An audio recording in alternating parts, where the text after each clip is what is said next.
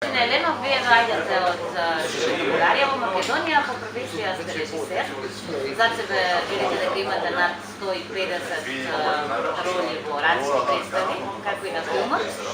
Но денеска во Куманово сте присутни поради гостување во Косово на вашата режисерска представа Вечерот на културата.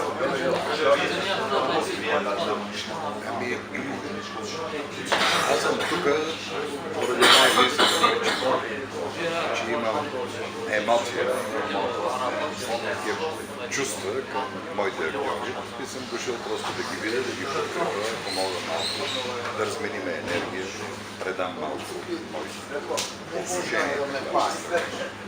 Аз го харесвам представи.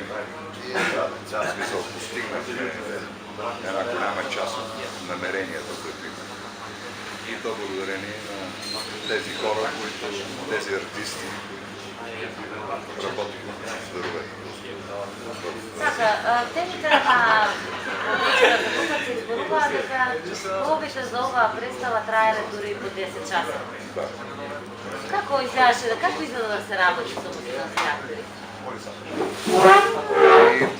Общо да се работи с български актьори, защото аз наистина работя продължително, дълго, самата репетиция за късо време. Аз не вярвам на дългите безкрайни неща с 2-3 месеца, които се чудим какво да измучим. Друго да се за това съм станал актьор, защото не съм приемал тази практика на режисьорите, които упражнявайки за същистите, се опитват да постигнат нещо, да е аз предварително съм готов като започвам. Метата съм. Определил съм по жанр. Средства.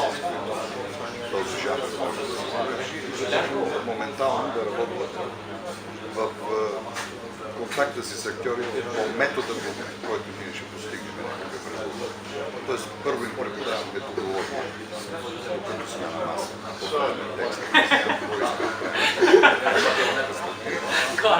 и се опитвам да им внуша какъв модел актьорско присъствие бих искал да постигна.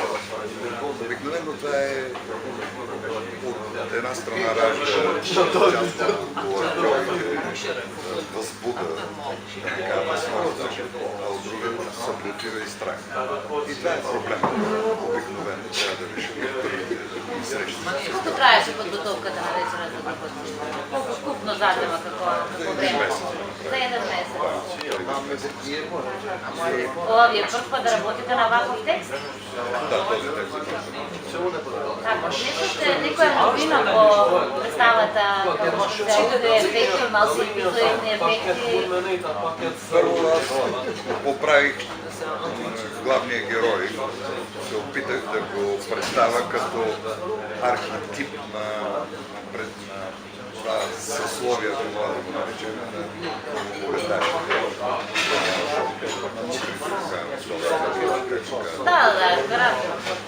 Тоест хора, които прекрачвайки закон, започват да рушат около себе си човешките отношения. И край на краща бих искал да кажа, че по този начин те обръщат цялата негативна енергия, която вкарват в света, срещу себе си и са потърпевши и те самите, както и останалите, които да играят. Това е новото, което искам да кажа. Искам да направя една комедия на ситуациите, в които една компания, безотговорни хора се гават с един човек, който евентуално